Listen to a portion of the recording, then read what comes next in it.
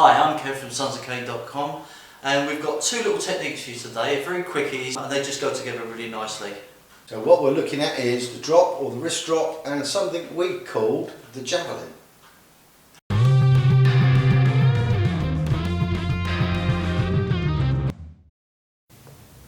Don't forget to subscribe for videos each week and push the notification bell, which will give you an email when we post new content.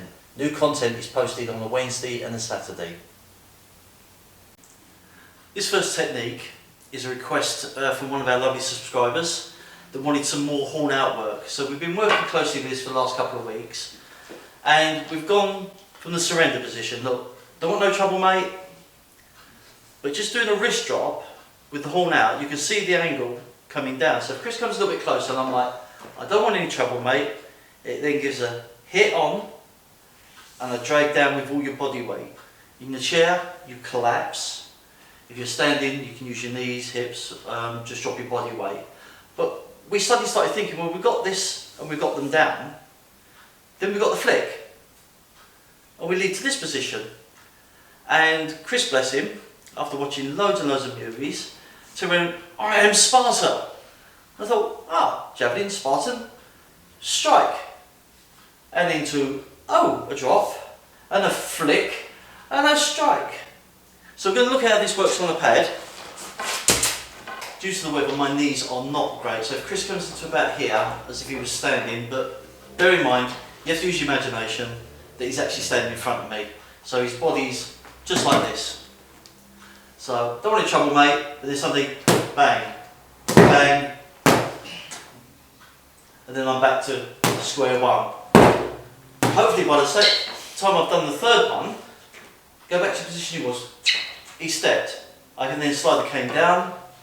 I've got strike, or I've got the helicopter, or I've got the figure of eight, just to keep him at bay. Just a short little technique. One led to another, led to another. Play with it, see where it takes you. See if you find anything that we've missed. If you do, drop us a line, send us a video, we'd love to know. One of the instant blocks we got is where you reinforce the cane with your foot and you're driving it forward. And it's quite an effective technique. I've got my foot there, I'm in here and I'm just knocking that. But then we thought, what about adding that drop to it? So I've got the cane in, I'm going to drop and collapse my body, crunch in my core, round my shoulders, bend my knees and drop the horn into the pad.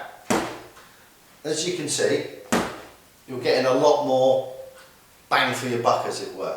So rather than just being here, it's coming in, dropping and flicking it in. Now, with the horn out techniques, if Callum holds a pad here, you can strike with these, but I find it very awkward. If that is a slight angle, your wrist is slightly bent, it can collapse, and I have injured myself trying to do this. So make sure you've got a nice straight wrist and you're locked solidly on.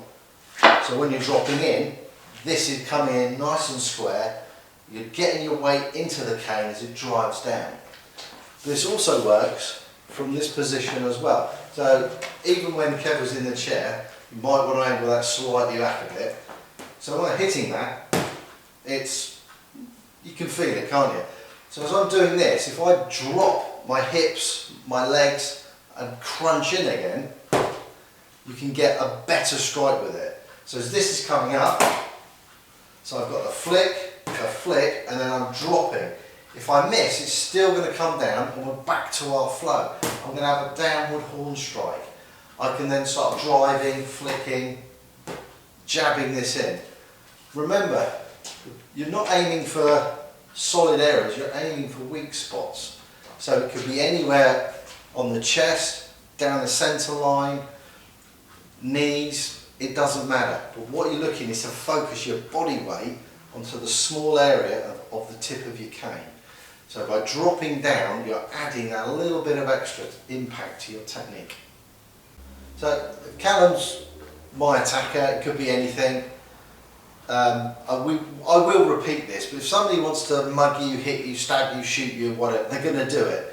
If he's getting aggressive, I want to get my body language to be submissive. So I might be down here, but what I've done here is I've actually put two hands on my cane. So when I'm doing that strike, I'm getting more reinforced on there.